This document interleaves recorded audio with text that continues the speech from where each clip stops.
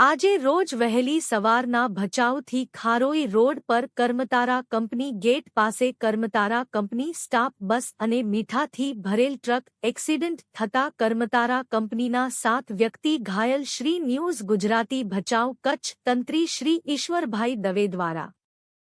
આજે રોજ વહેલી સવારના ભચાઉથી ખારોઈ રોડ પર કર્મતારા કંપની ગેટ પાસે કર્મતારા કંપની સ્ટાફ બસ અને મીઠાથી ભરેલ ટ્રક એક્સિડન્ટ થતાં કર્મતારા કંપનીના 7 વ્યક્તિ ઘાયલ. શ્રી ન્યૂઝ ગુજરાતી ભચાઉ કચ્છ તંત્રી શ્રી ઈશ્વરભાઈ દવે દ્વારા